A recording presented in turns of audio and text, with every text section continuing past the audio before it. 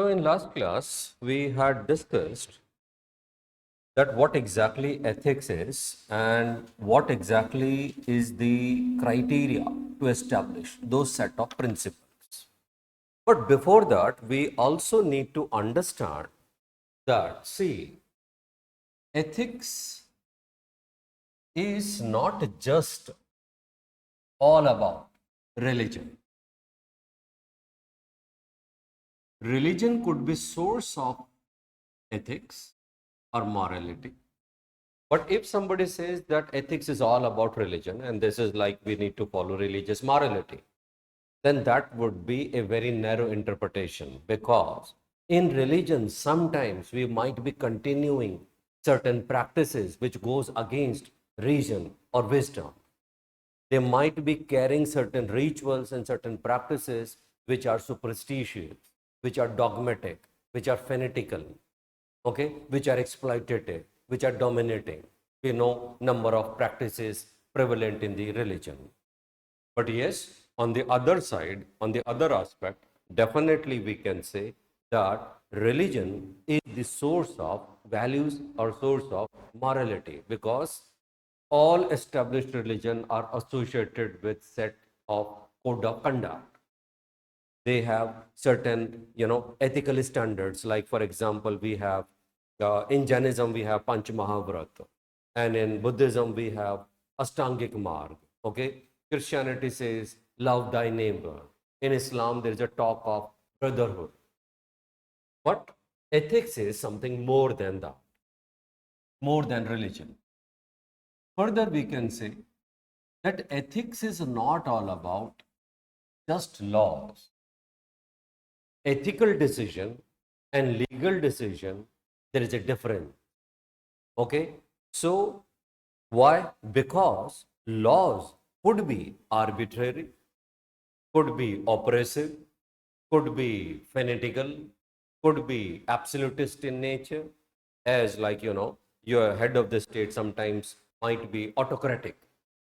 For example, we had totalitarian state, we had Nazism, we had fascism, we had dictators. So those, they have made policies and laws according to their interest, according to their need. They wanted to protect their power, prestige, and that all that amenity. Hence, they made laws according to them. That means ethics is not all about laws. Yes, laws might include ethical norms. Laws could be based on ethics, but sometimes their implementation becomes problematic. So what we are trying to say, that ethics is like fine, it is also related to laws, but it is not just laws, it is something more than that. In due course of discussion, we will understand that, see, there is a difference between legal decision and ethical decision. And ethical decision. Those who are not able to differentiate between ethical decision and legal decision, and those who consider that their legal decision is actually ethical decision, they are suffering with the problem of ethical illiteracy.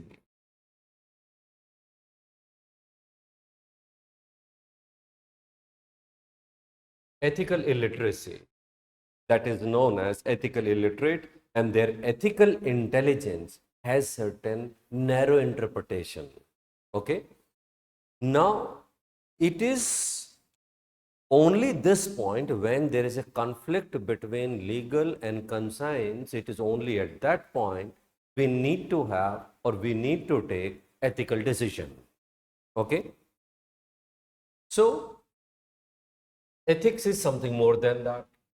Further, we can also say that ethics is also not just all about following culture, conventions, traditions, beliefs.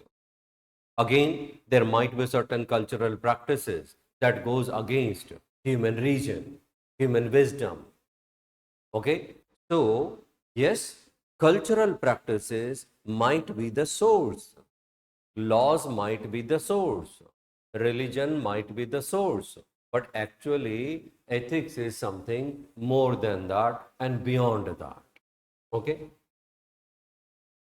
further, we have discussed yesterday that, and we have laid down the simplest definition of ethics, and we said that ethics is referring to a set of principles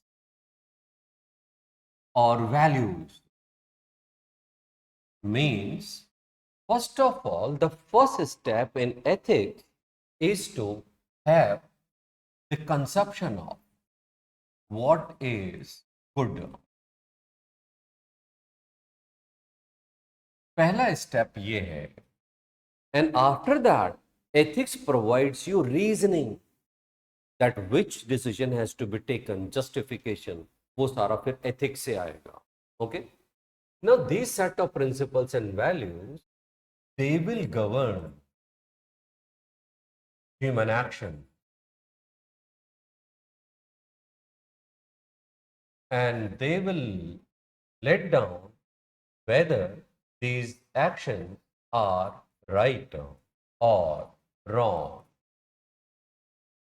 or you can say whether they are ethical or unethical.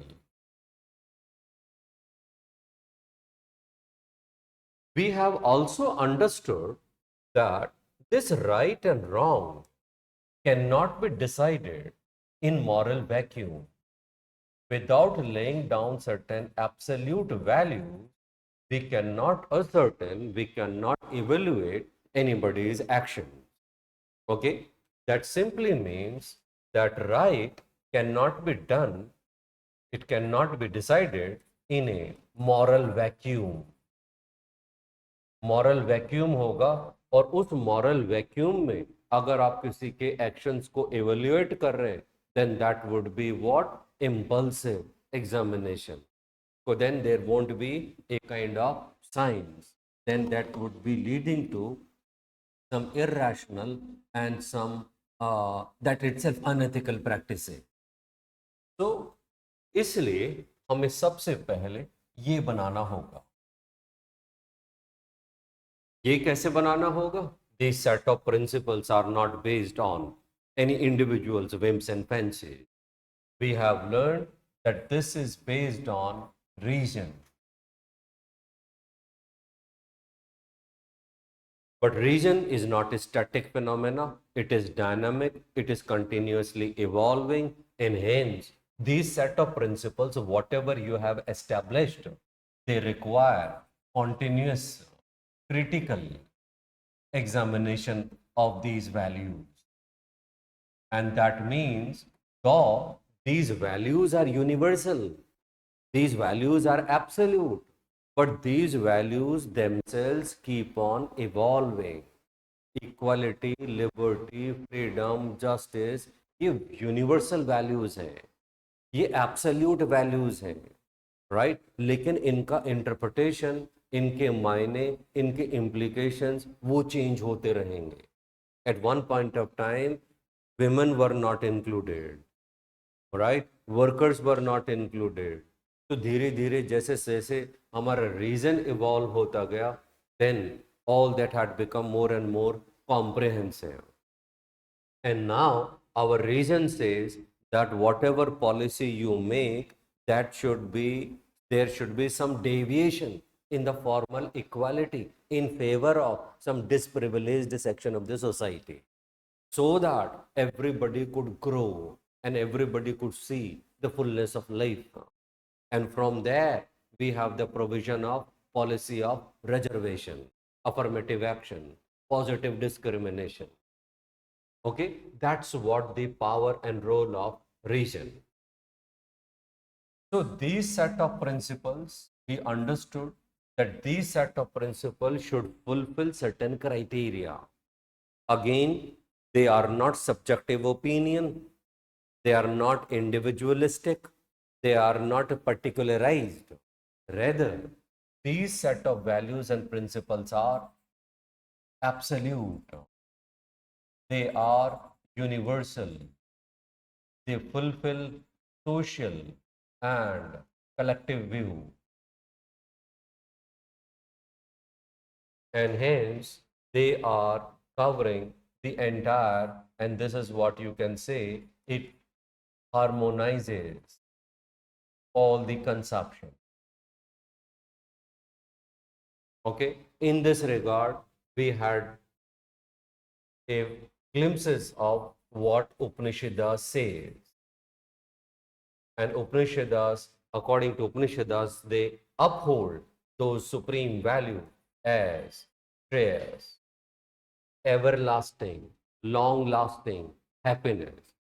तो इसके perspective में अब ये जो moral values आती जाएंगी, this set of principles होगा, तो उपनिषदास के हिसाब से if somebody is following certain action or doing action which makes him to lead to shreyas, then according to Upanishads, that person would be right and that person would be ethical.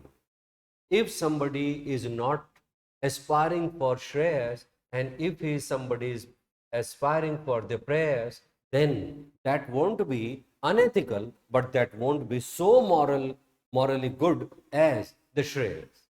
However, if we follow immoral means, unethical means, bad means in order to have prayers, short term and momentary happiness, then our action would become wrong and that would be unethical. In the same way, we had seen, and we will see more in detail later on, that has laid down Kant. Then we have also seen Gandhian philosophy.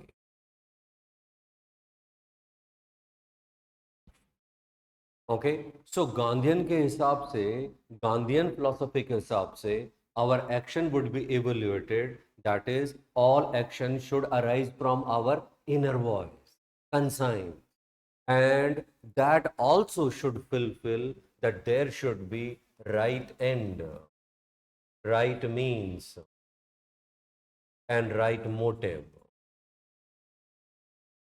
जब ये conditions fulfill कर रहे हैं, so then according to Gandhian approach, Gandhian philosophy, we are ethical. Okay. Apart from this, we had also discussed about human action, and that human action means, what are human actions? That means it should fulfill certain conditions. Means all action should arise from knowledge, it should be voluntary, and it should come out of free will. Freedom है तो ethical examination होगा, अगर freedom नहीं है तो वो action मेरा human action ही नहीं है, और जब ह्यूमन एक्शन नहीं है तो then ethics won't apply on that. Ethical examination and critical examination won't be applicable on that. Within the human action, we have also discussed about the parts, and here we have seen 3 parts, that is essence of an action, circumstances which leads to situation ethics, and intention. And in ethics, intention is the most important. अगर आप एक characteristic माने या एक condition पूछें कि sir what will be the only one condition which fulfils an action to be called as human action, then comfortably we can say that this is the intention. Hence, all intended action, obviously, they are coming from knowledge. Okay, but there might be a situation जहां पर intention तो है लेकिन free will नहीं है, तो उस condition में then intention होने के बावजूद भी my action won't be termed as human action, because what would be missing? That freedom would be missing. Okay, so this is what we have discussed, and we have understood the definition of ethics. इसको अगर हम और simplify करें, इस पूरे chart को, yesterday we had a very comprehensive discussion. Now, if I'm supposed to further simplify it, so then we can say that look, ये सारी चीजें एक तरफ कर देते, and now we can say ethics is a discipline, is a branch of philosophy which deals with only two types of question. वो दो question यहीं से आ रहे हैं, right? And these two questions are, like we can say, the fundamental issue in ethics, and fundamental question in ethics are only two, and these are, first is, what is good life now?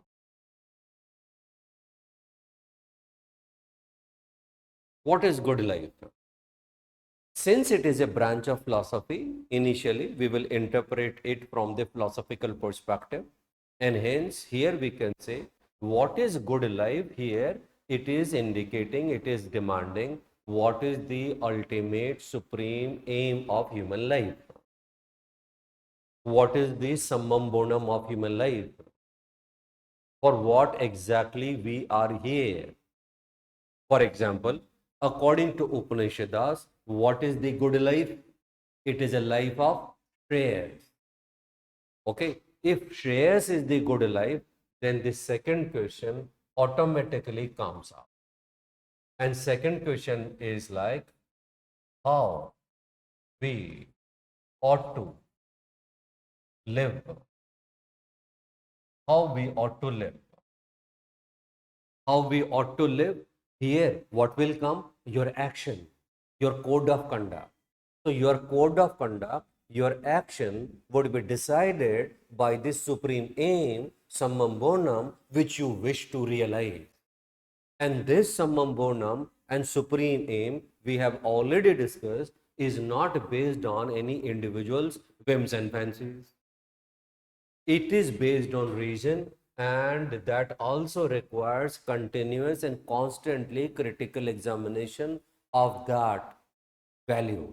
Okay, so it is nothing like that individualistic or like based on whims and fancies of an individual. So see, ethics में just now we have discussed कि ethics में सबसे पहला step होता है इसको establish करना. ये कैसे establish होगा? We have already discussed. It should fulfill certain criteria and it should be based on reason. जैसे ही ये establish हुआ, moment it get established, then immediately comes what? The role of human action. Actions need to be performed in order to realize those set of values. Now we have simplified that in these two questions, what is good life and how we ought to live. अब these two fundamental questions will prevail in your all branches of ethics. जैसे अगर Indian philosophy की अगर हम बात करें और Indian philosophy में हम बात करें तो what is good life, what is the ultimate aim of human life? मोक्ष. So good life, moksha, what is good life? It is a life of moksha.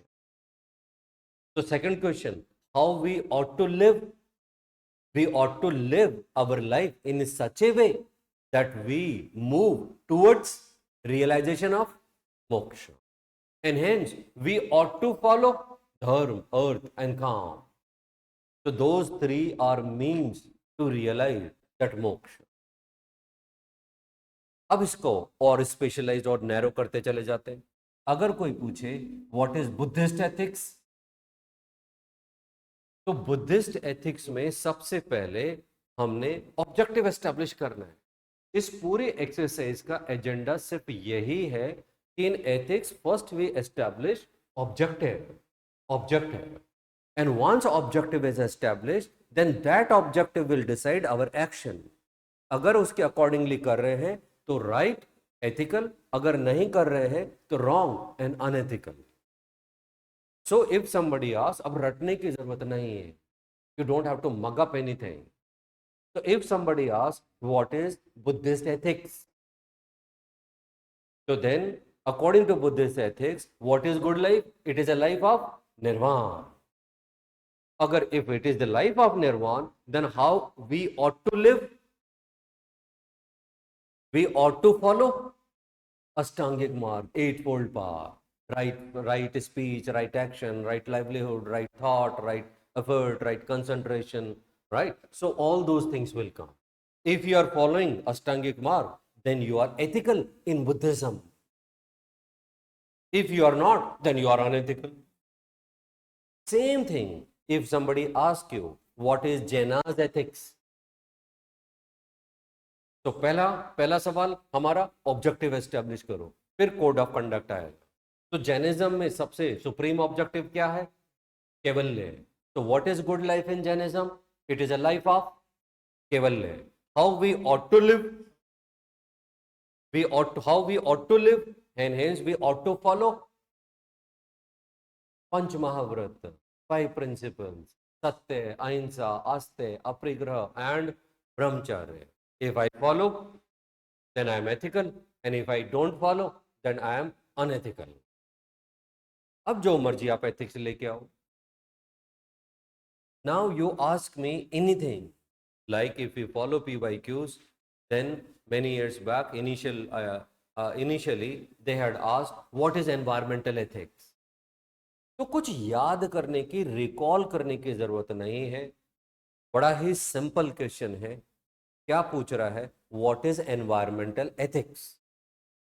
तो इसको आंसर करने से पहले आपका फंडा क्लियर होना चाहिए that in ethics first of all we establish objective. What is good life, ये एक ऑब्जेक्टिव है.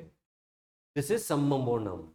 तो अगर हमने किसी ने पूछा व्हाट इज एनवायरमेंटल एथिक्स, तो उसमें फर्स्ट यू एस्टैब्लिश ऑब्जेक्टिव. तो what is the supreme objective in environmental ethics? Sustainable development. Okay, तो व्हाट इज गुड लाइफ, इसको थोड़ा सा ट्रांसफॉर्म करना होगा. एनवायरमेंट में जब जाते हैं तो what is the ultimate aim? It is the sustainable development. Now the second question comes, how we ought to live, or how we ought to conduct our life, or what we ought to follow. Then what we need to follow to have the sustainable development? Huh? Yes, 3 R's: recycle, reuse and reduce.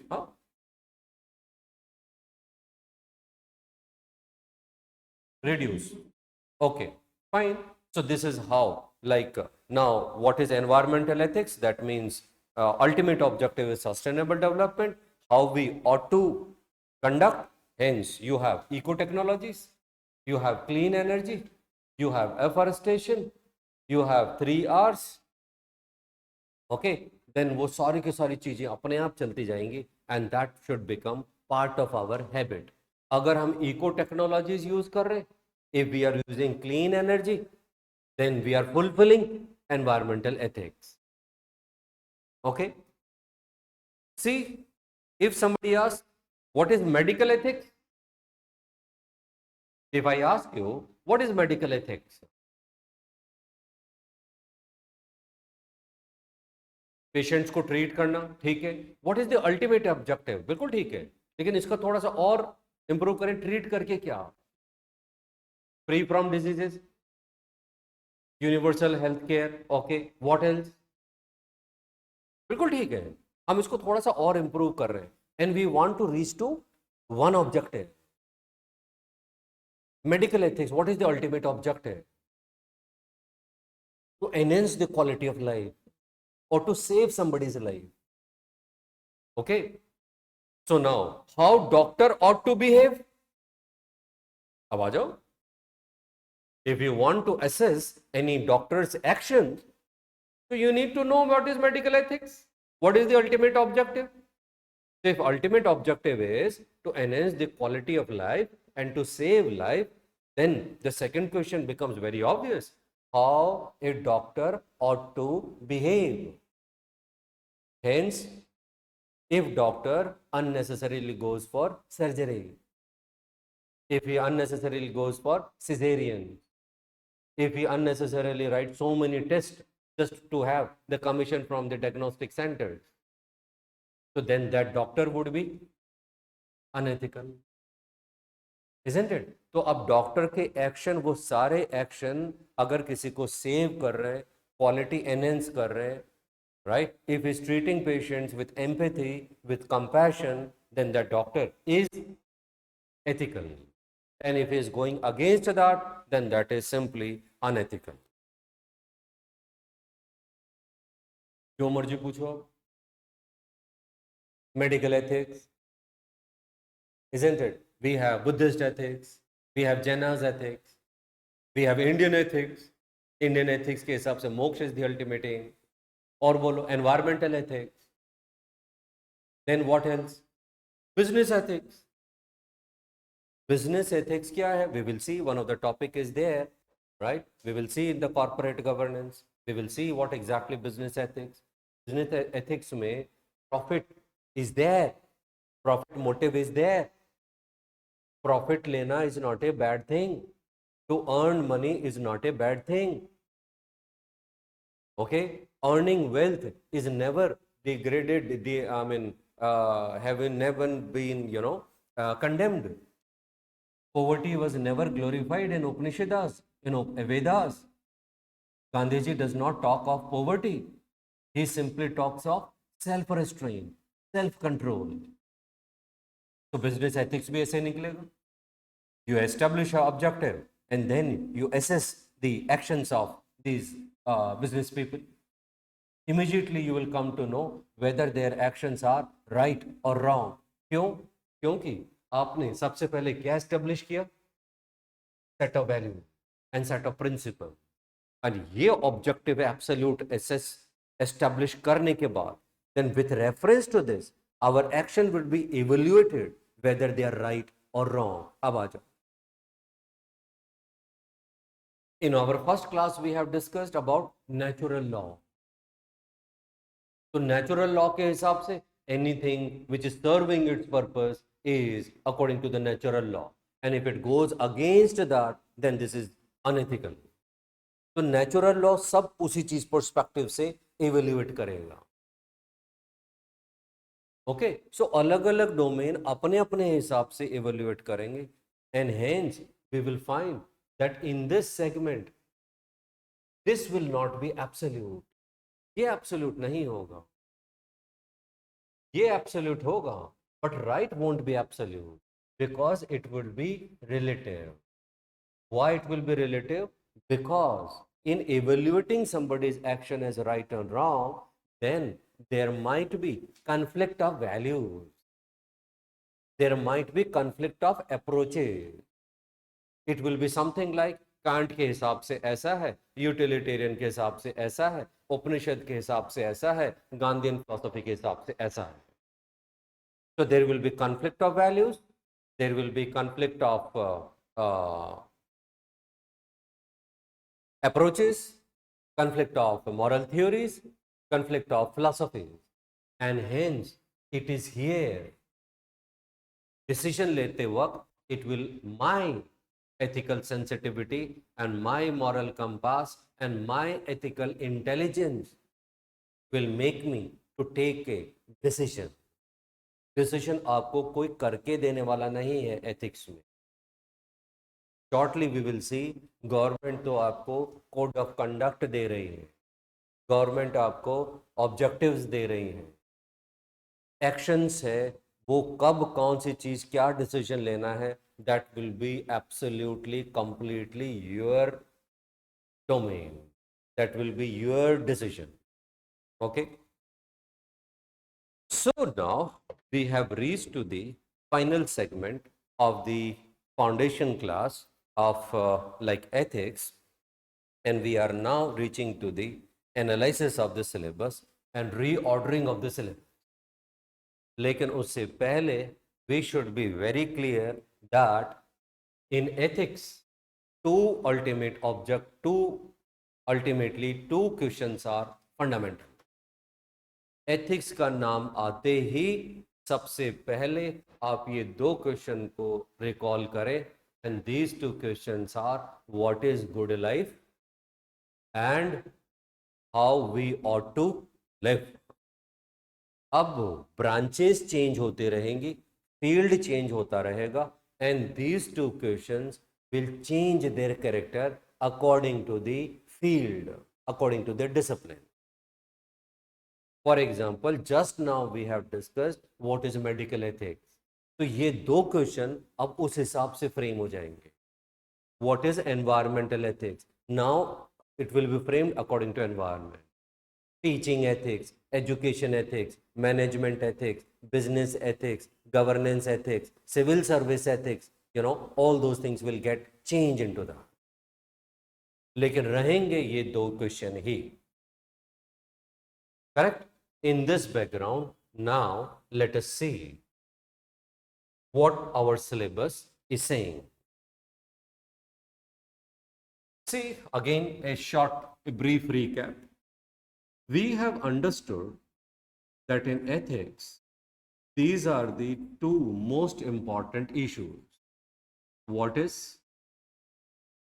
good life and how we ought to live. Okay? ये तो fundamental questions हो गए. अब इन दो question को when we take into our syllabus, GS paper 4 ethics, integrity and aptitude, then these two questions need to be reframed, reinterpreted according to the demand of the question and according to the demand of the examination. Right? And now we understand that we all are preparing for civil service examination. And your syllabus has been designed in a such a way so that it fulfills the civil service and civil service working conditions requirement. What I am trying to say that these two questions, when they come to our syllabus and our exam curriculum, then we find that these two questions get transformed. These two questions get transformed and they become like, first become what is good or ethical governance.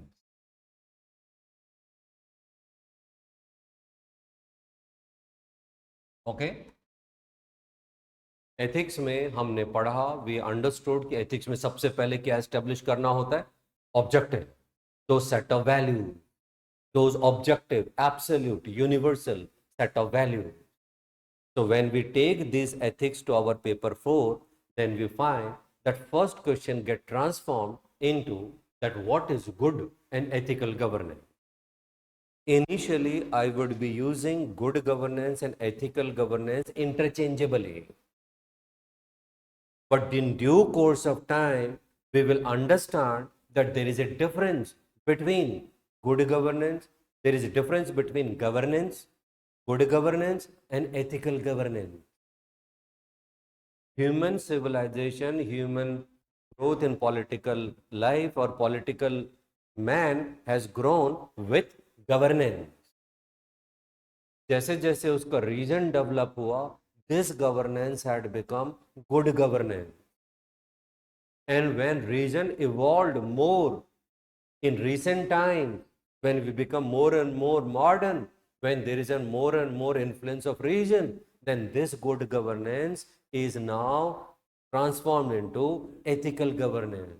And now, world over, the major concern, the major issue, the major challenge is to have ethical governance. And ethical governance is like one step ahead more than just good governance. So that is the journey of political man, from governance to good governance to ethical governance. Okay? जब ये agenda हमारा clear हुआ that what is good and ethical governance, then the second question obviously immediately arises and that would be how we ought to govern. How we ought to govern. हमें कैसे govern करना चाहिए, right? Further, it will be more appropriate if I transform this govern, how we ought to govern. It will be more appropriate if I write it how to serve. Because governance is all about service, isn't it? And you all are preparing for which exam? Public service. And hence that is the service orientation.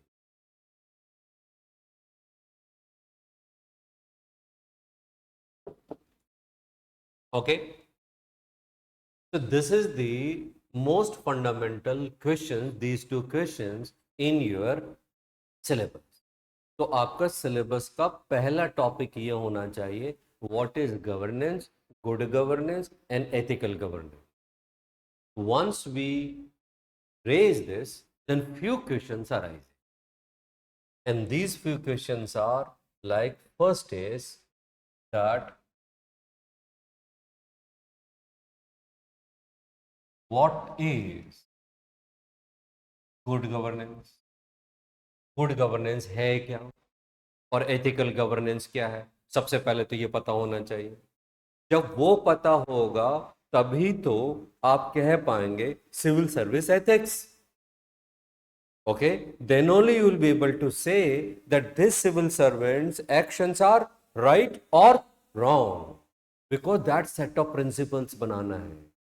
वो set of principles will govern human action. Then second, how we ought to govern. Then the second question arises that why we raise this question. What is the need? हमने ऐसा क्यों बोला? How we ought to govern. हमें कैसे सर्व करना चाहिए, हमें कैसे रूल करना चाहिए, हमें कैसे गवर्न करना चाहिए. How we ought to govern. So what is the need for that? ऐसा क्यों? And third question is how.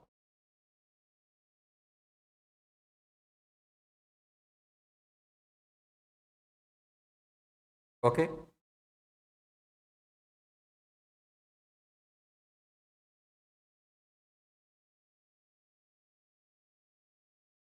So these three questions need to be answered first of all before entering into the syllabus. What is ethical governance? पहला ही है, what is good and ethical governance. So first of all, we need to understand what do you mean by ethical governance or what do you mean by good governance. एक एक करके लेंगे, things will become clear. So just tell me, what do you mean by good governance or ethical governance? What exactly your understanding is? Welfare of all, बिल्कुल ठीक है, this is perfectly fine. Welfare of all, what else? और क्या?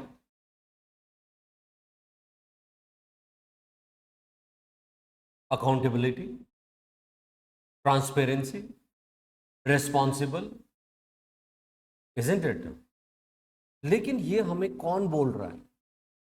Who has told us that ethical governance or good governance is that we should be accountable, transparent, responsible, impartial.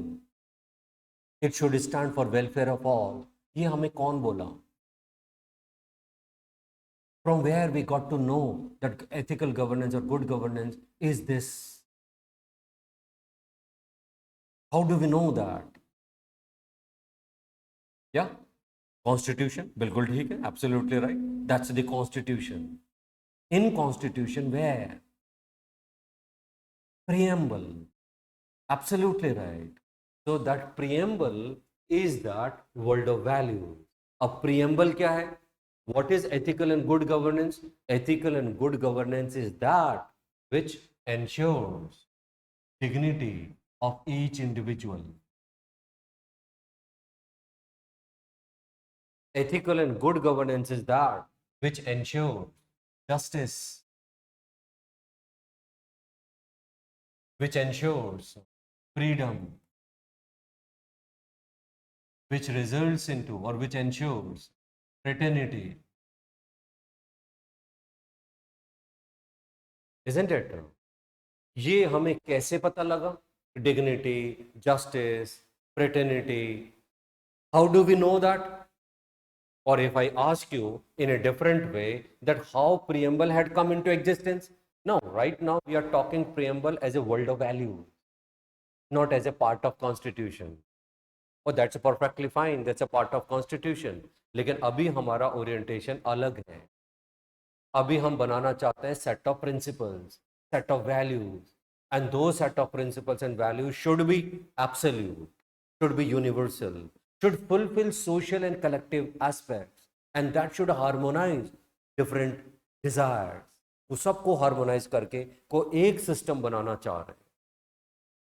So preamble is actually, we are treating it as a world of value. And in that preamble, what values are written? क्या क्या लिखा है preamble में? Justice, liberty, equality, fraternity. और क्या लिखा है? Socialistic pattern. और क्या लिखा है? Democratic, sovereignty. Isn't it? ये सारी चीजें लिखी हुई हैं. तो ये सारी चीजें आई कैसे?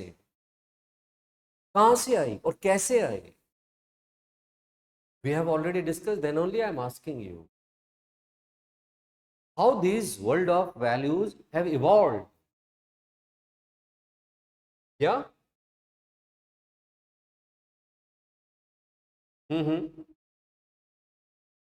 See? Okay, yeah, perfectly fine.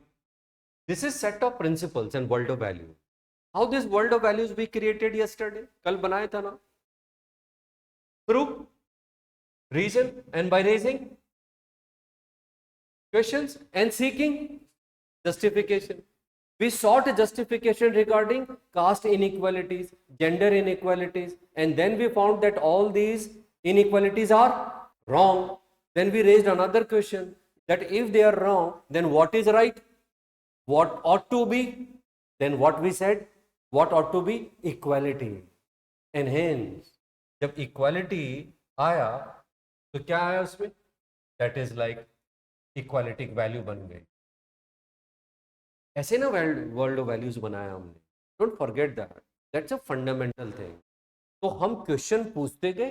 We kept on raising question and we kept on seeking justification, and wherever we didn't get justification, then we raised another question: what ought to be, what need to be justified, and in that process we end up creating world of value, right?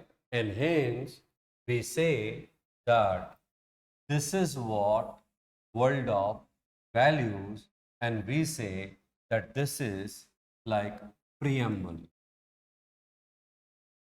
And here we are referring preamble as a world of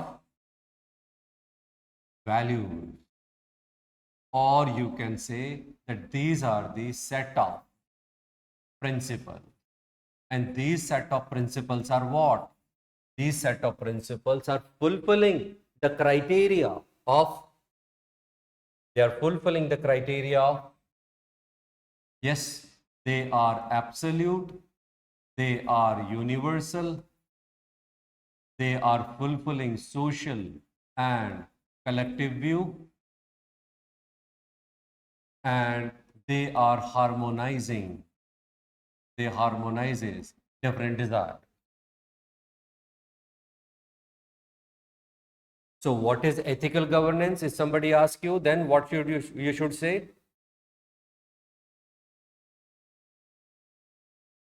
Yes, ethical governance is that, अगर इस world of values में भी अगर एक आप बोलेंगे, तो ethical governance is that which ensures, which protects what? Dignity of an individual. And what is the one basic difference between good governance and ethical governance? That is the dignity only. And to ensure dignity, a person need to take what? Only legal decision or ethical decision? Ethical decision. And there one has to display leadership quality. There we need to show ethical competency. There we need to come out of box solution. Because I find that law is confronting with those constitutional values, constitutional morality. And my loyalty is not towards just this department or this organization. Rather, my loyalty is ultimately towards the Constitution of India. And within Constitution of India, the values as enshrined in preamble. Hence, I have to uphold those values. That is the constitutional values. So, my ultimate loyalty is towards that. अगर उपनिषद की हम बात करें तो उपनिषद ने क्या कहा कि ये set of principle and what is good, what is the conception of good, it is a life of prayers, right. उसी को एग्जैक्टली हमने ट्रांसलेट किया और यहां बोला कि भाई what is good, it is a good that world of values as enshrined in preamble. अब आ जाओ, अब किसी भी एडमिनिस्ट्रेटर, किसी भी लीडर, किसी भी पॉलिटिकल लीडर के, can you evaluate his actions? Can you evaluate his action? Yes, of course. You see his action and you have reference point is preamble, right? Preamble को देखते हैं and then you say that his action is leading towards preamble and hence he is ethical, and his action are going against the world of values of preamble, then it is unethical. अब कोई IAS हो, कोई IPS हो, कोई political leader हो, कोई minister हो, prime minister हो, कोई प्रेसिडेंट हो, कोई भी हो, now you can evaluate anybody's action because now you have a standard criteria to evaluate what human action, which human action, evaluate which human action which arises from knowledge, which are voluntary and which arises from free will. Don't forget ये जो हमने base बनाया ना, तो I'll dictate, right? I'll give notes on that. अभी हमारा एक flow बना हुआ है, so I'm just trying to maintain that flow. Once this syllabus analysis is done, then some of the important things I would be giving you. Okay?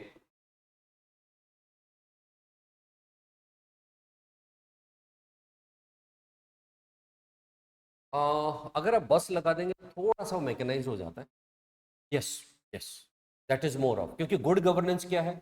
Effective and efficient deliverance of services, making good policy, good implementation. उनका है कि भाई policy बनाना है, ये schemes programmes, ये laws rules regulation implement करना है. एथिकल गवर्नेंस में they go one step ahead and they see कि वेदर दे हैव रीच्ड और not. It is just like you can say difference between John Rawls and Amartya Sen regarding their justice. John Rawls कहते हैं कि सब नीति बना दो, policies and ये बना दो, just institutions, just rules, regulations ये बना दो. That will be ensuring fairness, justice. Amartya Sen क्या कहते हैं कि भैया किसको कितना मिला ये तो चेक करना होगा ना. सिर्फ पॉलिसीज बनाने से ही काम नहीं हो जाता है. And hence Amartya Sen says realization focus, and his conception of justice is nyaya. So you can say, I mean, that you have given me a good point. Good governance, you can say it is concerned with niti, and ethical governance is concerned with nyaya. That is the basic difference, and this basic difference will understandable, you will understand once you go through this course. This is what we have discussed that this entire course, entire syllabus, entire discussion, entire approaches, theories, philosophies will nurture your ethical sensitivity, moral compass, and it will make you ethically intelligent. Okay, and it is in that process you will be understanding, imbibing, inculcating those values, and that will make a differentiation between good governance and ethical governance. That is what you can say good governance is equivalent to legal decision, and ethical governance is related to ethical decision. An ethical decision means you have to go over and above that legality. Of course, you can't be lawbreaker. You can't be lawbreaker. Yet, you have to come out with some out-of-box solution. Then only ethical issues and ethical concerns and ethical dilemmas are complex. They are complexities. There is a high level of complexities. It is not just putting a sign on the file. It is going beyond that and seeing something like, if I speak in Amartya Sen's language, then it will be something like that realization focused. Okay? तो अब ये चीज clear हो गई. Okay, जब ये चीज clear हो गई तो we can say that preamble world of values, now it will govern what? Human action. And now it will decide, with reference to this, it will be decide whether you have taken right or whether you are wrong. And that is what we are saying, that a public servant's action cannot be decided as a right and wrong in moral vacuum. कुछ तो चाहिए ना यार, वो reference point तो चाहिए. तो वो रेफरेंस पॉइंट हमने बनाया, yesterday we made by questioning, by reasoning and by critical examination. That's what we are talking about here. I hope it is fine. Okay. Now इसको हम और अभी जैसे सिलेबस लेंगे ना, टॉपिक्स लिखे हुए आपके, फिलोसॉफिकल बेसिस ऑफ गवर्नेंस, तो सब कुछ आ जाएगा ये. I'll just write one here, syllabus, that is philosophical basis of governance. This is a one topic mentioned in your syllabus. You will have complete clarity regarding this.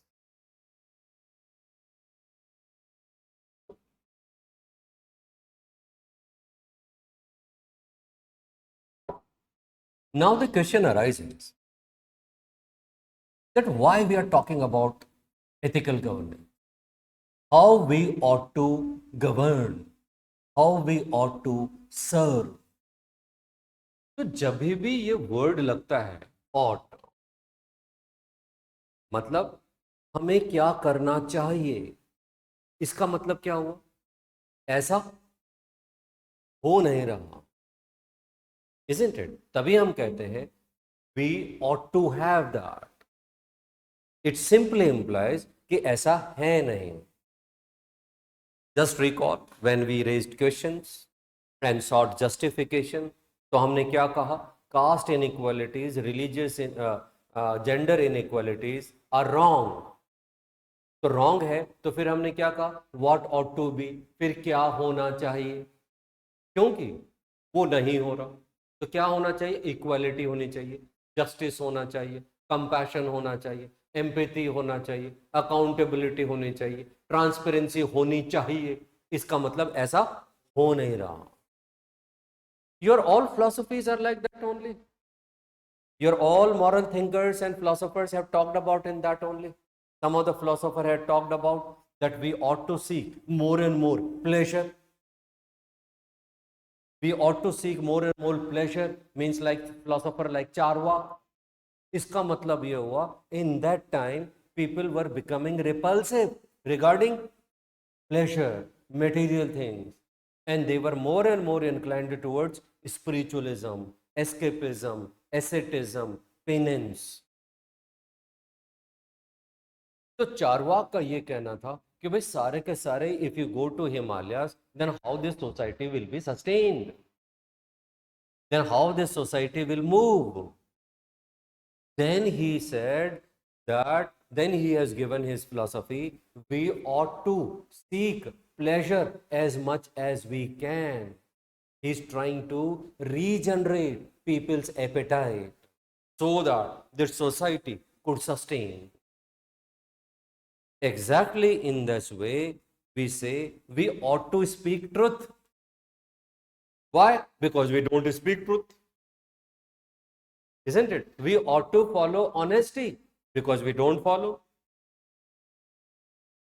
Exactly in the same way, when we say how we ought to govern, how we ought to serve, that means, that logically presupposes that we are not having good or ethical governance. इसलिए हम बात कर रहे हैं. And hence we say, we find that we ought to govern. Why? Because there is a decline in public trust.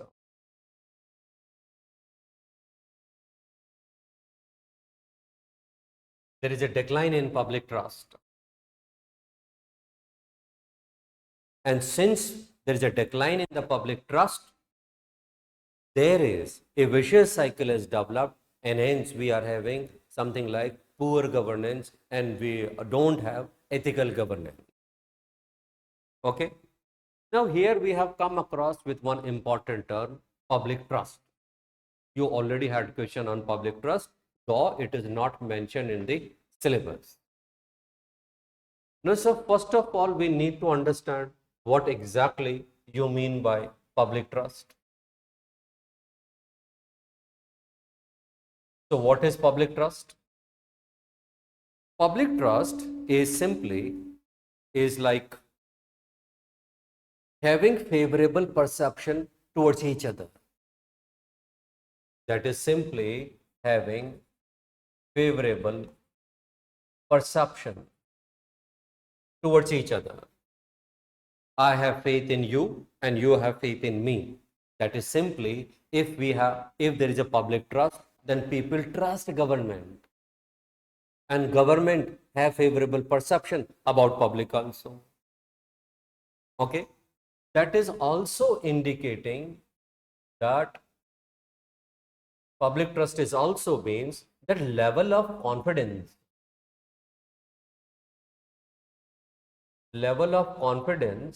and faith which citizens have in government and government policies, leaders, schemes, laws, etc., etc. Okay, that is like public trust. What is the importance of public trust?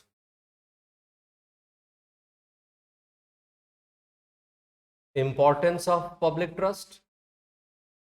Importance of public trust is that there is a complementary relation between public trust and governance, and good governance, in fact. Good governance. Actually, there is a virtuous cycle as well as vicious cycle between public trust and good governance.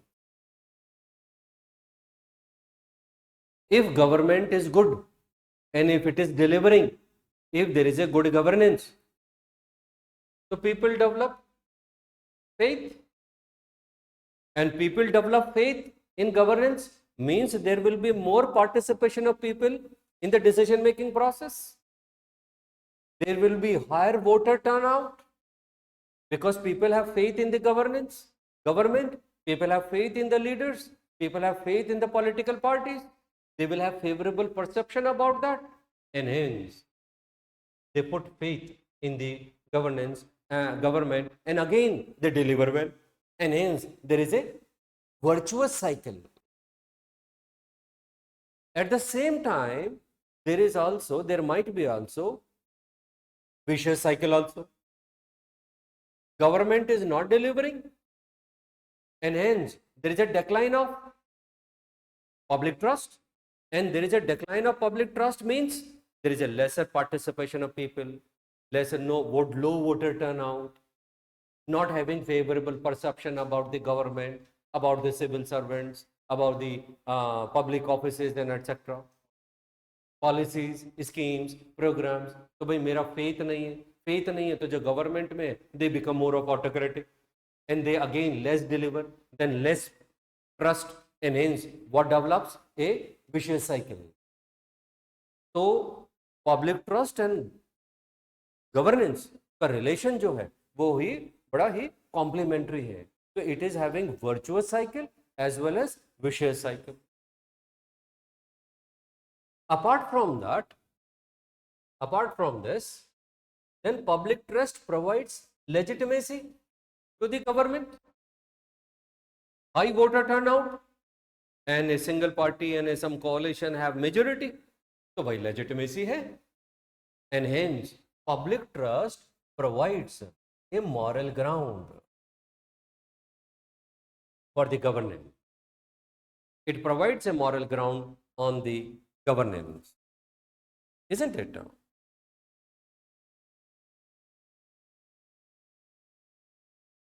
Further, if people have public trust in the governance, that means higher participation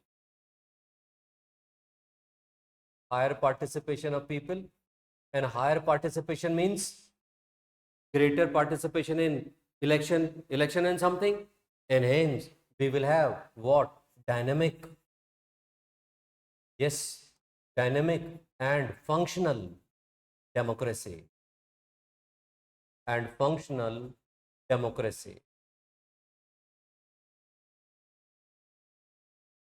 Vibrant democracy, resilient democracy. So, because democracy is of the people, by the people, and for the people.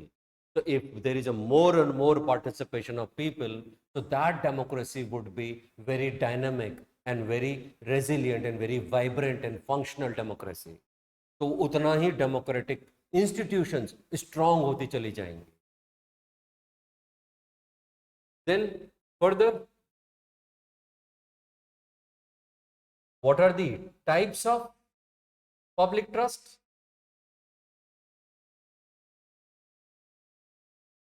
Isn't it? Types of public trust. Then you say that it is like moral trust. You trust your leaders, isn't it? Because they have made ethical decision. They have made a choice. That's a moral decision. Our prime minister or minister or civil servant, they have gone out of way and they have taken some decision which has been beneficial for the people and for the nation as a whole. We value their leadership. In the time of crisis, leaders come forward and take the lead. For example, during the COVID crisis, leaders have come out, various public servants have come out, and they have taken lead and delivered. Police officials, they have come and they were on the, on the services. So that increases what? Moral trust, ethical trust. Then economic trust. Economic trust, like economic policies. Economic trust है तो investors attract हो रहे हैं, investment हो रहा है. Economic trust कैसे बढ़ेगा? Great infrastructural development, highways, expressways amazing बन रहे हैं. It is something like that. But recently in the Mumbai expressway, it is hardly 1 year, but we found a 10-foot, pothole. तो क्या डिक्लाइन हुआ? Moral trust. And you see, we see on the roads potholes. तो क्या बोलते हैं फिर? अरे यार रोड कल तो बनी, परसों 15 दिन हुए बने हुए, खड्डे हो गए.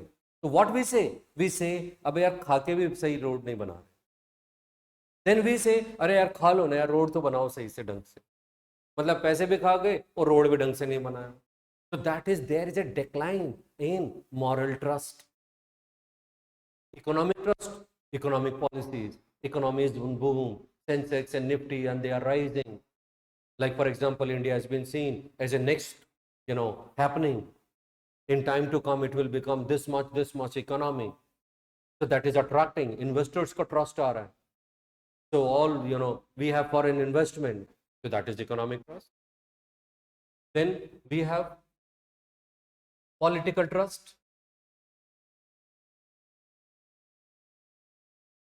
Isn't it?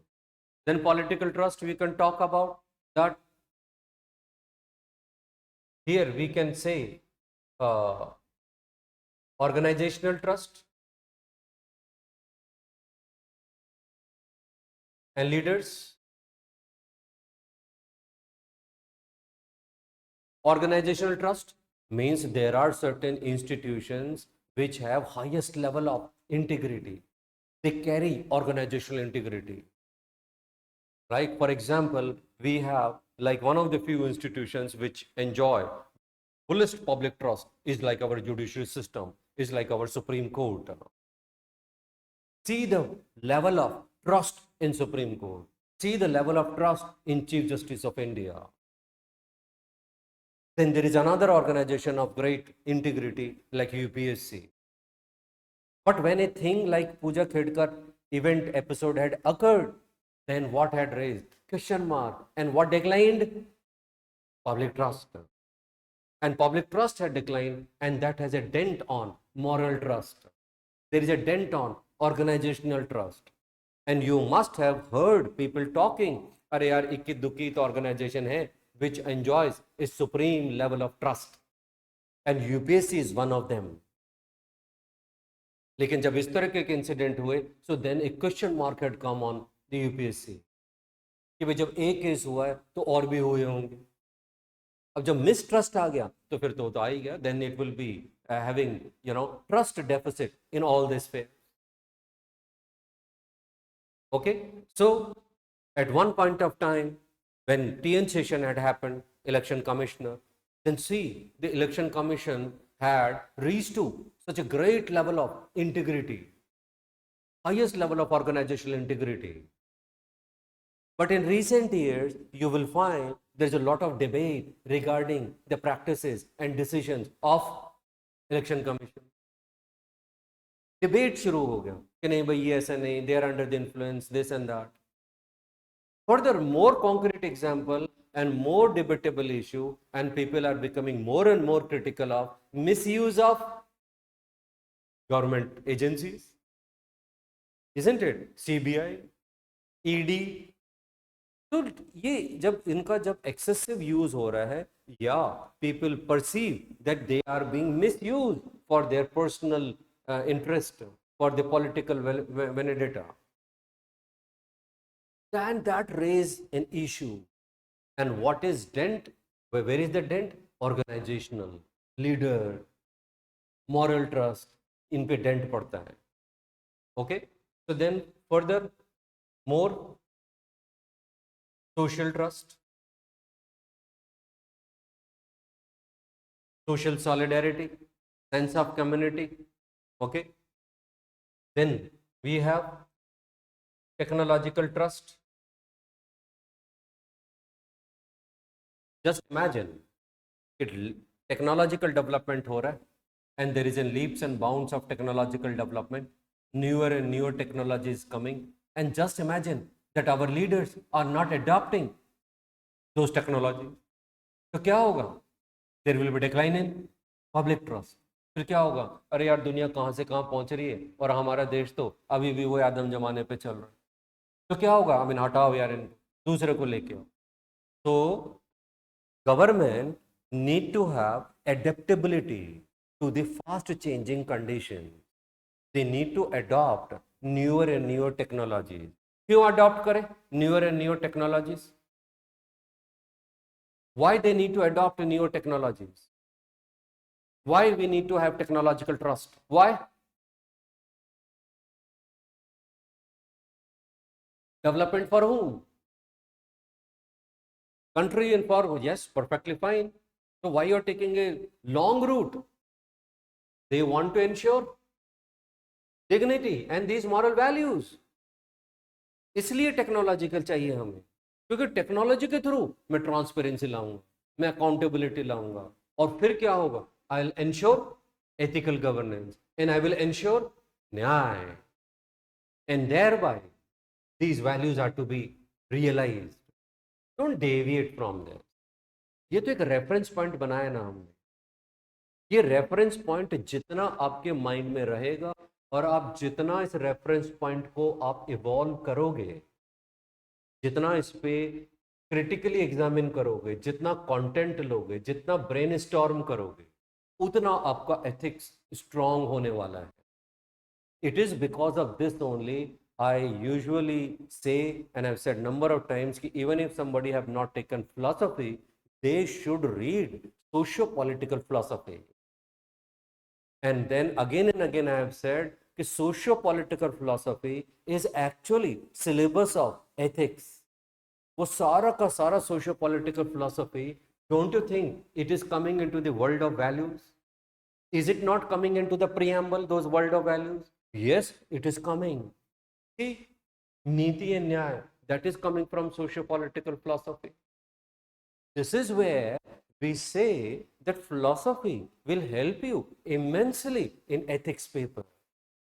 You just need to understand the nitty-gritties and interlinkages, and you need to keep open your mind and use those concepts here. तो effortlessly जाएगा, आपको एक्स्ट्रा एफर्ट्स डालने ही नहीं है, because you have been already reading that. Okay, so that is how different types of trust are there. Now the question is that why there is a decline? What are the causes of decline in the public trust?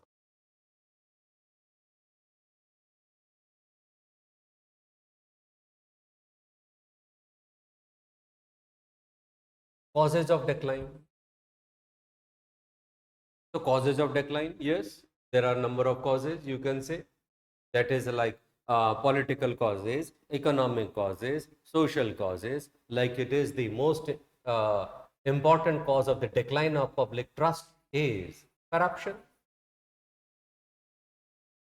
scams, scandals, poor implementation of schemes and programs, poor implementation of schemes and programs, isn't it? Then you can say red tapeism,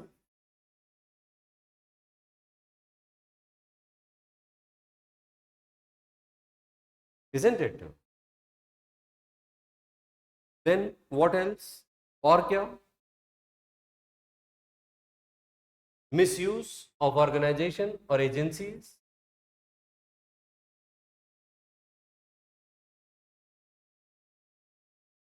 These are the certain causes.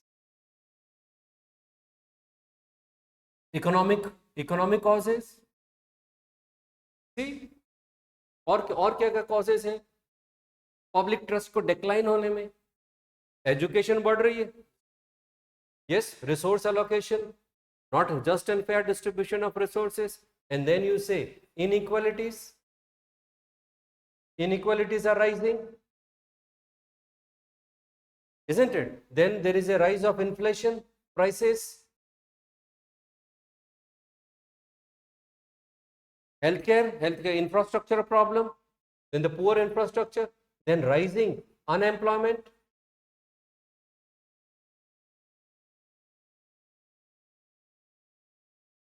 Then poor infrastructural development,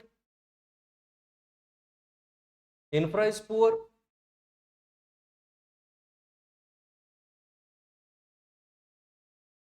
That's the reason for decline of public trust.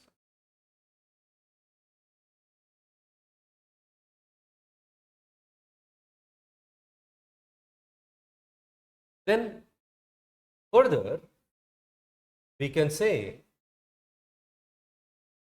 that what are the implications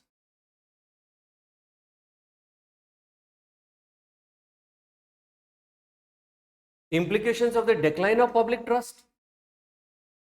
They have got serious implications, and they have got long-term and serious implications, like decline of professionalism. Professionalism decline. And what is professionalism? Professionalism is a skill, right? Your civil services, your legislature, your executive, all these are skills. You have competency. So there is a decline in the professionalism.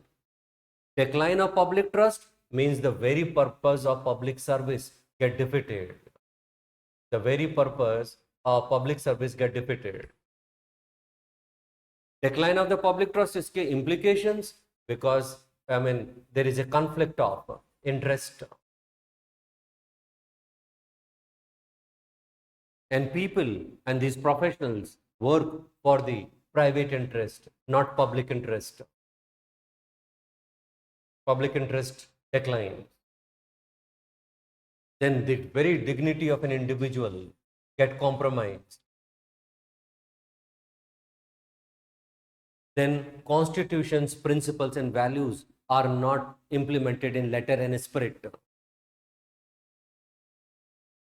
Letter and spirit of constitutional values are not implemented. There's a compromise on that, isn't it? Then you find international reputation declines. International reputation declines. Then there is a flight of investors. Then economic implications are there. Then there are public trust means there is like less participation of people in the democracy. Less participation, and hence there are like implications, serious implications for the democracy. Then difficulty to realize sustainable development goals. Then various schemes and programs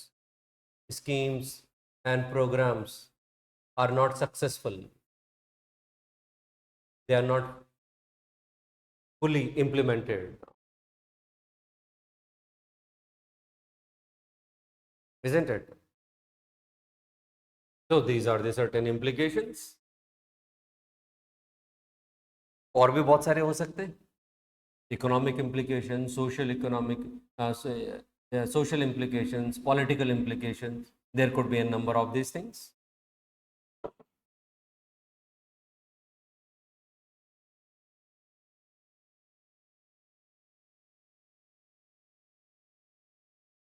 Getting? So what we are doing, what we have done till now, we have evolved these two fundamental questions. ये ethics का base है, okay? और इस ethics के base पे दो fundamental questions को हमने अपने सिलेबस के हिसाब से रीओरिएंट कर दिया. And now we have what is good and ethical governance and how we ought to govern.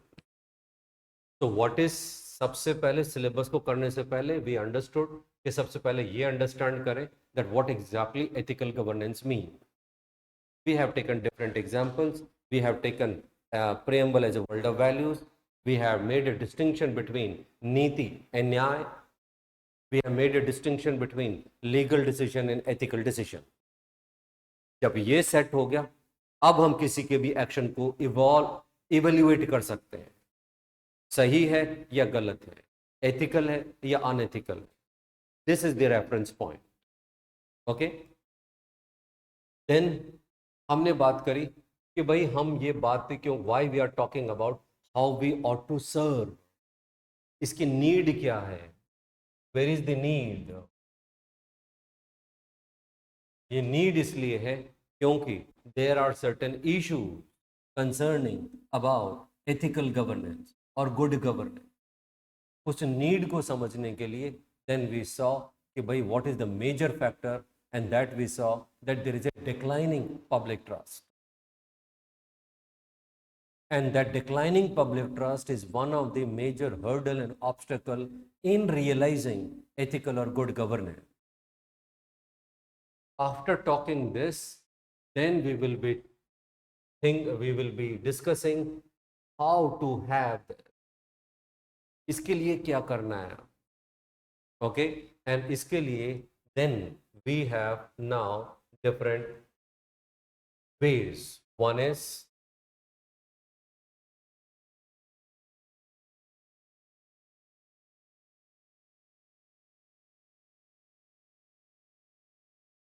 how. So पहला,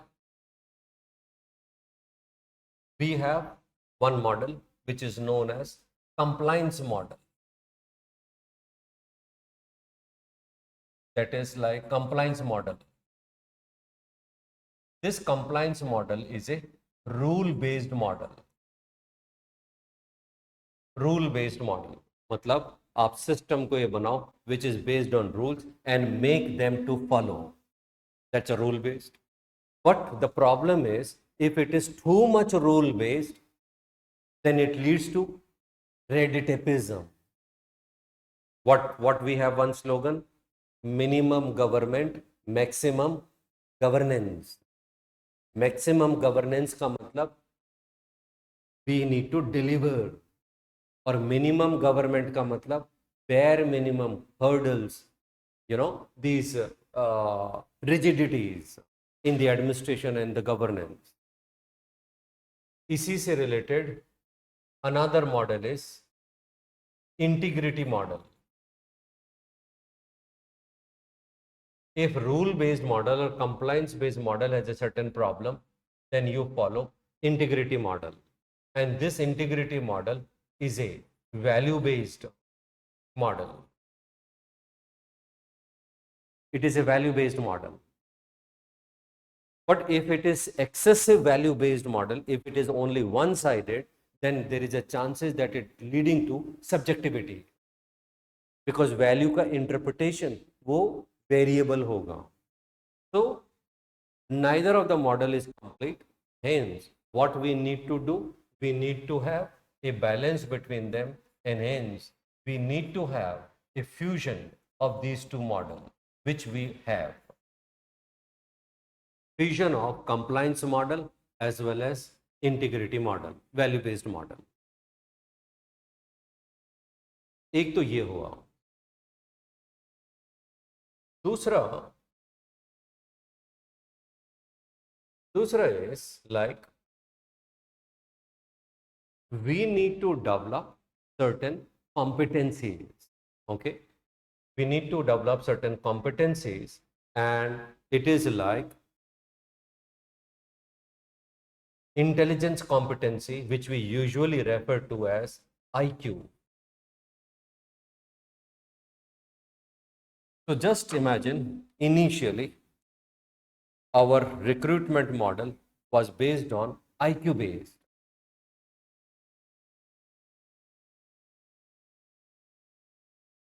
It is simply like that we recruited brilliant, genius, high IQ people, and they came into the system and they came into the administration. Right? That's correct. They are intelligent and their IQ level is very high. But over a period of time, we got to understand and we got to know that these people have high IQ level, but they cannot interact with the people. They are not having social skills. They are working as machine. Because this is like we are aspiring for service, public service. And to serve public, we need to listen. Our listening power should be very powerful. And then only we will be able to deliver. We need to develop a social skills. So the point is, gradually importance was realized of EQ, and that is emotional quotient, emotional competency. Okay, and emotional competency is like having, like one of the thinker Aristotle says and defines very beautifully in one line, in one phrase or one sentence, that It is very easy to become angry, but to become angry to right person in right quantity at right time for right purpose, that's very difficult. That means you need to have control over your mind, or you need to control of yourself. Hence, emotional intelligence requires empathy, social skills, self awareness, self regulation, right? So, now gradually it was realized that emotional intelligence is equally important in the deliverance of the goods and services, because you are doing public service. Okay, that was a new development, and that was included, and that had criticized, and that had replaced a Weberian model, right? And that Weberian model was that he was like, it should be, administration should be impersonal, and emotions are not required, because emotions would be dangerous and people will get carried away by the emotion. However, over a period of time, it was realized that emotions are extremely important for the deliverance, so as to ensure governance, good governance or ethical governance. Hence, what is included? Emotional competencies included. तो फिर धीरे धीरे आपके interview में आपका जब personality test होता है, तो उसमें क्या हुआ? पहले आईक्यू को चेक करते थे, then IQ has become secondary, primary thing had become emotional intelligence, क्योंकि आईक्यू आपका चेक हो गया ना प्रीलिम्स मेंस में, नॉलेज एंड जो भी है, everything got was checked and evaluated. So now more importance was given to the emotional intelligence, especially at the third level of exam, the third stage of the exam, like at the interview. However, over a period of time, it served purpose, it has resolved many problems, but over a period of time, new set of problem had emerged. And these new set of problems were very dangerous. Why? Because a person is intelligent, and now he is emotional intelligence also. He has emotional competencies are also very high. So it might become, or it had become, a very deadly combination. And hence you are started having listening nexus, और आपने कुछ ऐसा कुछ कर दिया जो कि किसी को पता भी नहीं चलेगा, क्योंकि आप इंटेलिजेंट भी हैं and you are very emotionally competent also, and you made a nexus, and you made very socialisation, and you had like liaisoning. तो भाई क्या कर गए वो? सालों बाद पता लगा कि भाई क्या कर गया वो, इजंट इट? तो फिर धीरे धीरे ये रियलाइज हुआ, यार emotionally intelligent is necessary, important, IQ is of course important, लेकिन इसके साथ साथ हमें एक चीज और चाहिए, and that is like ethical competency. Okay, and that's where ethics takes the center stage, and now we need to evaluate a candidate on the ethical criteria also. And hence we have these three, like ethical competencies plus emotional competencies plus intelligence competency. So these three things had to be there, then only we will be able to realize what ethical governance. And the combination of these three results into holistic competence. Holistic competence.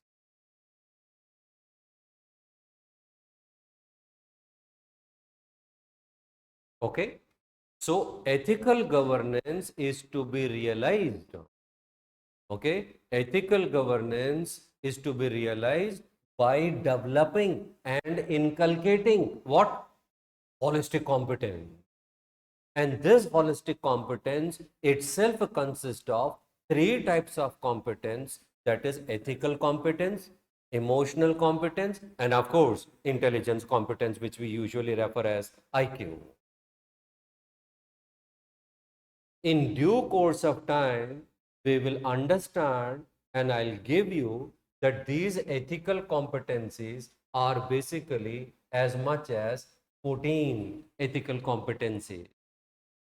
In last few years, question has been asked, I think twice, about the competencies and values of civil servants. People have written integrity, selflessness, objectivity, impartiality, etc. etc. Those were the values. वो कुछ और पूछ रहा है.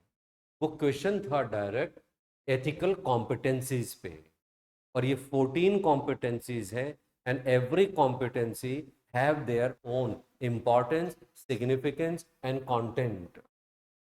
यही 14 ethical competencies would be required the most in solving case studies.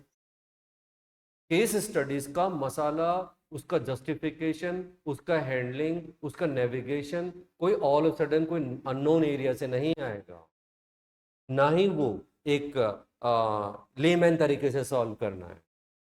That's where I have said that case studies are their solution is rooted in theory. More stronger you get in theory, more you will be able to navigate in the case study.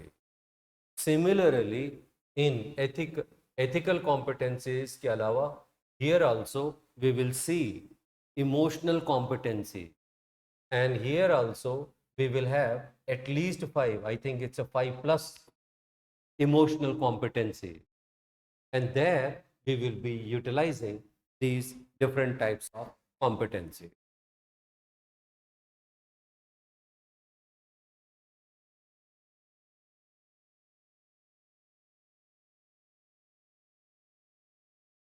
Getting? Okay? तो आपका syllabus जो है ये धीरे धीरे develop हो रहा है. ओके? आपके क्वेश्चंस कहाँ कहाँ से आए? I am very sure from this class you will have at least 1 question. और अभी तक क्या क्या क्वेश्चन पूछा है? I mean, that has, they have asked difference between good governance and ethical governance. They have asked on the public trust. Okay. They would be asking regarding this, what is the ethical governance. नीति and न्याय, John Rawls तो पूछा हुआ है. I mean, that is like indirectly they have also asked Amartya Sen. Okay. Now you will have question on holistic competence also.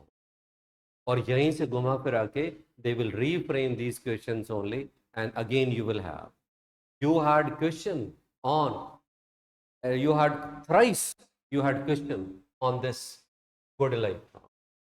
You had once essay also on good life. This is how the importance of fundamentals. अगर fundamentals किसी subject के अगर strong है, तो then you will have its usage and importance and application at multiple places. Okay? अब आ जाते हैं आपके हार्डकोर सिलेबस पे. तो व्हाट इज एथिकल गवर्नेंस? सबसे पहले ये पता करो है क्या. ये रेफरेंस पॉइंट बन गया. ओके. फिर हमने कहा कि भाई हम क्यों बात कर रहे हैं, why we ought to serve. तो हमें पता लगा there is a set of problem. इन प्रॉब्लम्स को दूर करके ही we will be able to realise ethical governance. Then third question is how to have, what qualities, what competencies I need to have so that I can deliver. In that respect, cut short, अगर मैं एक ही चीज की बात करूं, so that would be nothing but holistic competence.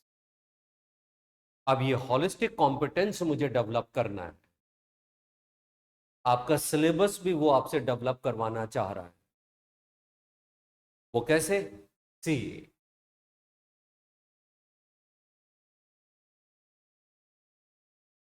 Now your syllabus mention.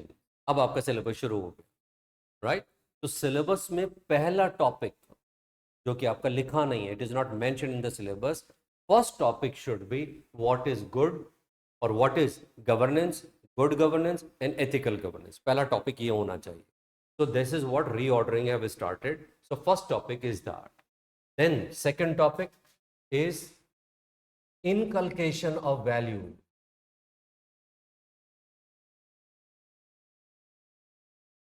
Inculcation of value.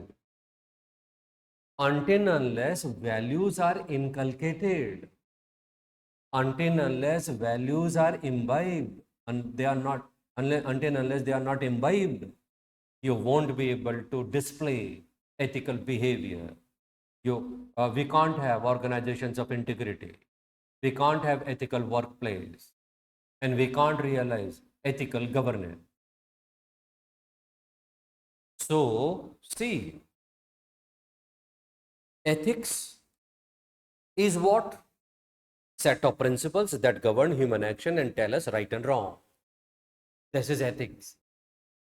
Now, the point is that just by knowing what is good and bad and what is right and wrong does not make me ethical and does not make me moral.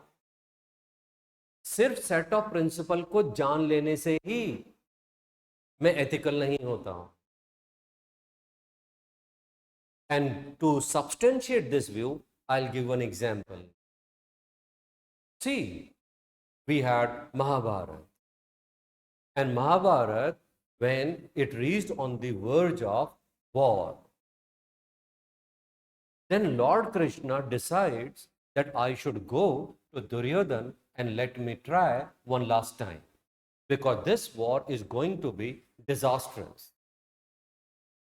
And hence, I must try all the options so as to avoid this war.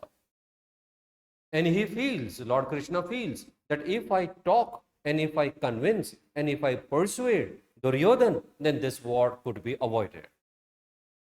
With this conviction, Lord Krishna goes to Duryodhana and tries to convince him, yeah, Duryodhana, what exactly you are doing? It will be disastrous war. Everybody would be killed and you will also be killed. Why don't you understand? And Lord Krishna gives various ethical, moral, value-based justification that this entire responsibility will fall on your shoulder. Duryodhana hears his all lecture and he smiles, and Duryodhana says that, Lord Krishna, look Krishna, I know dharma. What is right and what is wrong and what is good and bad, I know that. I know dharma, but it fails to inspire me. Whenever I sit into some discussion and people are talking about dharma, ethics, values, morality, I feel, yes, they are right, but I don't have interest into that. I get boredom, I get up and go away. But I know that what they are talking makes sense. बिल्कुल सही बात कर रहे हैं. So Duryodhana says, I know dharma, but it fails to inspire me.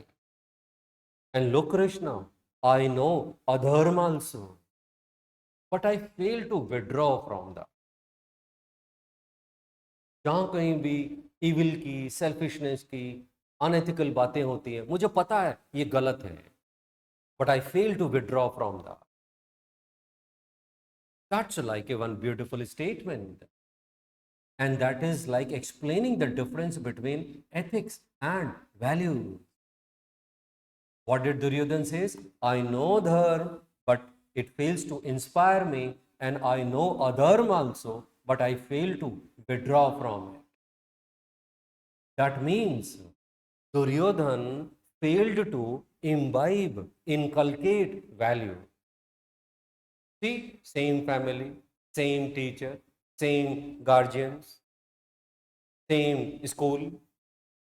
But on one hand, we have Duryodhana and Kauravas, and on the other hand, we have Pandavas, Yudhishthira.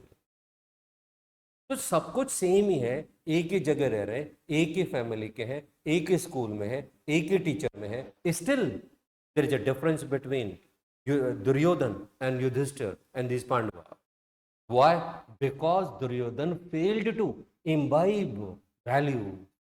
उसको ये तो पता लग गया क्या सही क्या गलत है, लेकिन he is not able to implement that.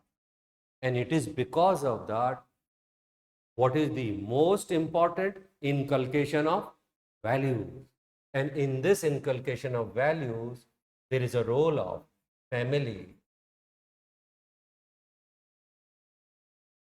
isn't it? Then society, then institution, then we have moral thinkers. All these are, now I'm mentioning everything from the syllabus. Then moral thinkers. These are the, certain building blocks. Family, institutions. Institutions, you will include schools also. School में सारे के सारे curriculum जो design होता है, that is done so that these kids could imbibe, inculcate values. We have like the role of family in inculcation of values. You must have heard about, and you must have read about Baba Amte. Have you read about him? Do you know him? Baba Amte. That you should know. That he dedicated his entire life for the cure of leprosy patients. A very person who is like, lived in a very down to earth kind of way. Baba Amte, बाबा का जो नाम है वो मतलब ऐसा नहीं है कि बाबा उसको उनको बोल रहे हैं. बाबा was his home name, child name. Okay, and he belonged to a very rich family. I don't remember the exact year, but I think in before independence, that was the year where his parents had gifted him a sports car. और जब बाबा आमटे को आप देखोगे तो आपको लगेगा कि भाई ये क्या है. He got toy from abroad once, and it was something like that you used to press that toy and it used to jump and again come back on the base. So once Baba Amte, बाबा जो है वो प्यार से बोलते थे उनको घर में. So his mother had come and asked him कि Baba, tell me what you have learned from this toy. You press it, it jumps and then again comes down. What does it mean? Then his mother says that, see, no matter how much you rise, how much you get progress, ultimate reality is the ground level. So be at the ground, no matter where you rise. That is the value inculcation. Similarly, we will see in the course of discussion about Dr. APJ Abdul Kalam, his childhood event. And because of that event, he never accepted any gift. And whatever he had on the retirement, he had donated all the things, and he kept only books. So that is the inculcation of values. Then your syllabus mentions aptitude. What do you mean by aptitude? No? Conscience? No. Aptitude. Aptitude test हो रहा है आपका. It is something like, civil service aptitude test, management aptitude test. तो वो aptitude क्या होता है? Aptitude is like your natural inclination towards certain things. Not attitude. Attitude अलग चीज है. Attitude is something acquired. Aptitude is your natural inclination towards certain things. So when we say civil service aptitude test, so basically the basic agenda is, are you naturally inclined towards a service? Getting my point? Banking aptitude test. So banking industry and banking work profile requires a particular kind of aptitude. Are you inclined towards that? Management, are you inclined towards that? Army, police, are you inclined towards that? Teaching, are you inclined towards that? So civil service aptitude, are you naturally inclined towards service? वो check होगा. Isn't it? So our natural inclination should be, our natural orientation should be service, because you are aspiring for which post, which services? Public servant. तो आपका aptitude, natural inclination कैसा होना चाहिए? Servant जैसा। Are you getting? Servant वाला aptitude होना चाहिए, to serve. लेकिन प्रॉब्लम क्या है? हमारा एप्टीट्यूड क्या है? That civil service. Who thinks civil service? Who thinks public servant? Who focuses on the word servant? Rather, it is taken as that I am elite, I have gone, I have become officer. तो service orientation तो खत्म ही हो गया. You have considered yourself as officer and I am different from others, and that's like a colonial mindset. That is like a bureaucratic mindset. तो उस aptitude को आपको change करना होगा. Then only you will be able to have ethical governance. And in that respect, then we have certain foundational values of civil service. Foundational values for of civil servants. See, ये जितनी भी चीजें अब हम जो कर रहे हैं, that is all in order to develop what? Holistic competence. Holistic competence का मतलब है कि सिर्फ प्रियम्बल जानने से ही वो एक्शन राइट नहीं हो रहे हैं. एक्शन को राइट करने के लिए you need to imbibe, inculcate value. World over a one time focus was on good governance. Then it changed and it started focusing on ethical governance. And now, world over, focus is not ethical governance, focus is values in administration. Though in India we are still focusing on ethical governance and ethics in governance, but world over the focus is now on values in administration, because until and unless values are not inculcated, all these things are waste. Because something should come from within. Otherwise तो क्या होगा? जान तो गए क्या सही है गलत, लेकिन वो कर नहीं पा रहे. This is what had happened with Duryodhan. Okay, so there are certain foundational values of civil services, we will see that, and those are, all these are means. अब ये जितने भी सिलेबस में आपका लिखा है, all these are means to develop holistic competence. Then only you will be able to take ethical decision. Ethical decision के लिए आपको सिर्फ इंटेलिजेंस होना ही जरूरी नहीं है, सिर्फ इमोशनल इंटेलिजेंस ही जरूरी नहीं है. You need to have what? Ethical intelligence also. Getting?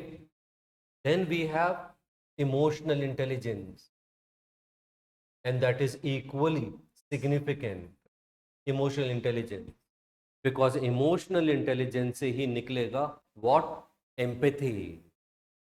And until unless you empathize, you won't be able to deliver the thing. And lack of emotional intelligence means lack of empathy, means Weberian old model.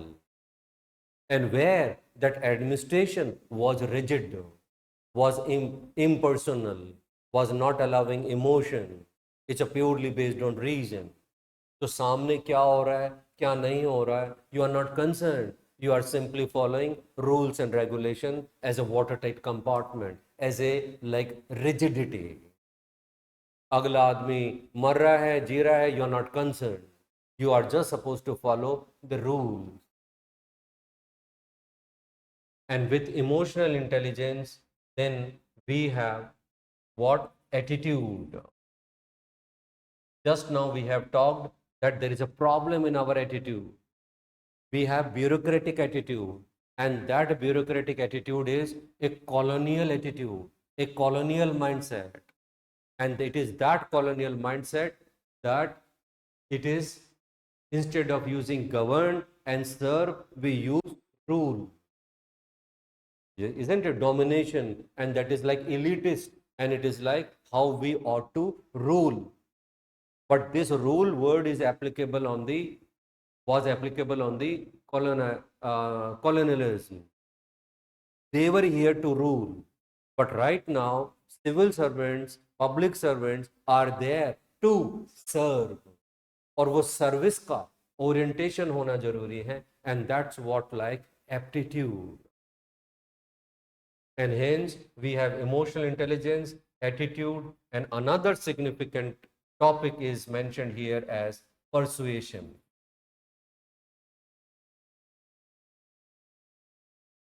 And hence through persuasion attitude could be changed, isn't it? We will see the importance and role of persuasion in government, how government persuades. We will also understand persuasion and ethics, which persuasion becomes ethical and which persuasion becomes unethical. We will also understand that every year at least one or usually 1 to 2 case studies are there on the persuasion. Okay, then what else? और आपका syllabus क्या mention कर रहा है? अब देखो वो सारा आ जाएगा इसमें. And now अब इसके बाद में जो आपके सिलेबस में लिखा है, now they can be used as a tools. अब ये एथिकल गवर्नेंस को कैसे रियलाइज करना है? Now you see citizen charter, work culture, isn't it? Accountability,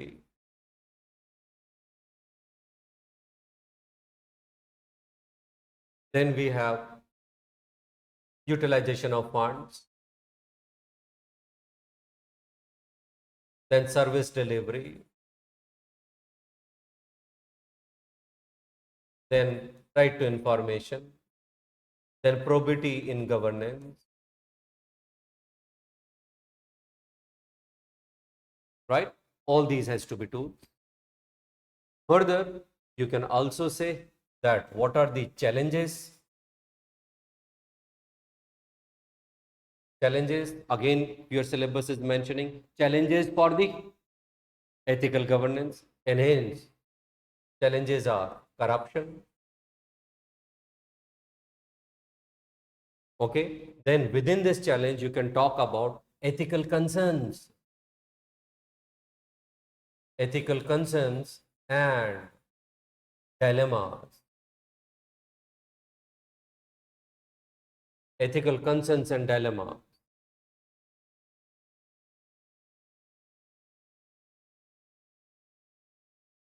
That's where your entire syllabus is. ये पूरा syllabus आ गया. Okay, so that is like reorientation and reordering of your syllabus. Topic number 1, what is governance, good governance, ethical governance, then holistic competence, how to develop, inculcation of values, aptitude, and this and that. And in the last paragraph, what your syllabus is mentioning, they are tools in order to have ethical governance. So we need to understand what they are, what are the provisions for there, what is the problem with that, and how, what kind of improvement we need to have into these. They need to be ethical work culture. What do you mean by ethical work culture? What needs to be incorporated? And what are the challenges of, having that governance? Of course, these are the major challenges. So that's where one by one we will be taking up these topics and we will understand that what exactly they stand for and how do they fit into that. आपके जो questions peripheral वाले हैं, जो directly syllabus है, वो सारे it will be covered. जितने भी पेरिफेरल क्वेश्चंस हैं, like suppose sometimes once they had asked patriotism, now it seems कि यार पेट्रियोटिज्म तो कहीं आया ही नहीं, ये कैसे आएगा? So once we discuss these moral thinkers and these topics, then all those things will naturally come. Okay, और अगर कुछ आता भी नहीं है, you will have enough stuff, enough content, enough orientation, enough understanding that you will be in position to handle those questions. Let them ask anything. Is that fine? Okay, so fine, this is like one set of our classes are over, and in next class we will be picking up some topics and one by one we will be understanding and we will fit our topic into this segment only. Okay, so fine, tomorrow we are not meeting, we'll continue on Monday same time. हाँ, Monday Tuesday फिर continuous करेंगे. Okay, thank you.